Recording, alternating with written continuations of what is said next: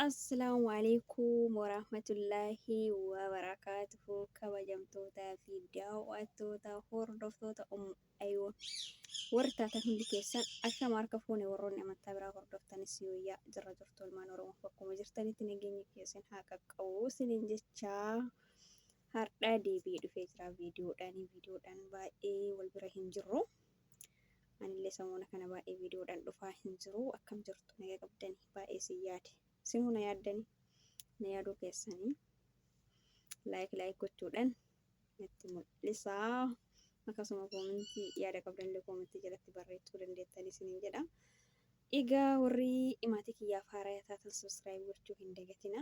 Warroonni dura maatii kiyya taatan baga nagaan na eegdanii laayik godhaatii na jajjabeessaa walaa jajjabeessuun olmaan Oromoo yoo na jajjabeessitan waa hedduu dalaguudhaaf anis qophii xumureen jira.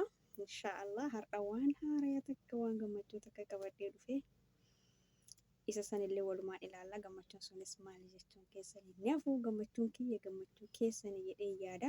Wanni ana gammachiisu isinillee ni gammachiisa jedhee yaada. Maaliifuu yaanii bakka faamilii taanii irra na fakkaate. Egaa akkasii gammachuun kiyya haa himu tokko lama sadii haa himu. Wanti na gammachiisee dhugaa baay'ee tokko hedduu takka galatoomaa ilmaan Oromoo bakkuma jirtanitti jaalalaa fi kabajaan kiyya isin haa qaqqabu isiniin jedha. Hedduu isin jaaladha, hedduu isin kabaja.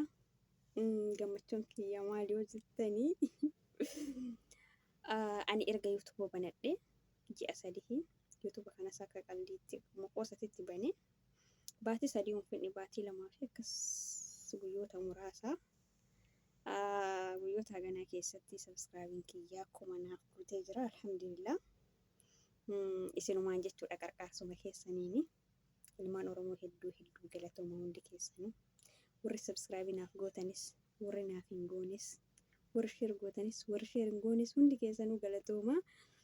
Maaliif jennaan warri amma dura subscribe hin goone subscribe gochuu mala warri share hin goone illee share gochuu mala sila kana ta'ee fi hundi keessanuu iyyuu galatooma. Hedduun isin kabaja, hedduun isin jaalladha. Bakkuma jirtanitti anaa walitti rabbiin isin haa jaalatu. Akkuma kana wal jajjabeessuun kenna itti haa fufu walaa jajjabeessuun hundi kenna iyyuu warra yuutubaroota leefuu jalaa dhufaa jiran kanallee haa jajjabeessinuu. Warroonni akkasuma simbirreen tokkollee na wajji qaaqaa jira.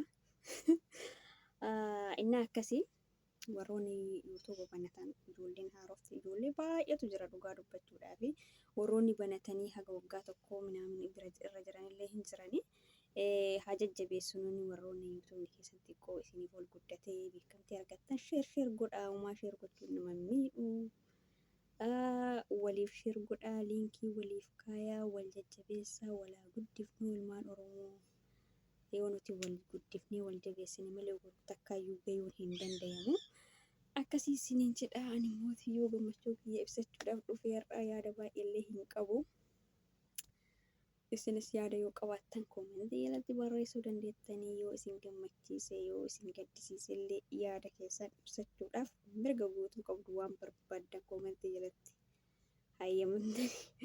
hayyamamtanii jirtanii nama arrabsinaa malee waan barbaadan koomentii jalatti yaada keessan ibsachuu dandeessu. Namallee arrabsuu yoo feetanii rakkoon hin jirtu isiniin jedha. Egaa akkasii ilmaan Oromoo hedduu naaf galatooma. Kanuma isiniin jechuudhaaf dhufee yaada baay'ee hin qabu. Akkasii isiniin jedha. Hamma viidiyoo biraatiin walitti deebinutti assalaamu alaikum warahmatullaahi wabarakaatuh. Nagaatti.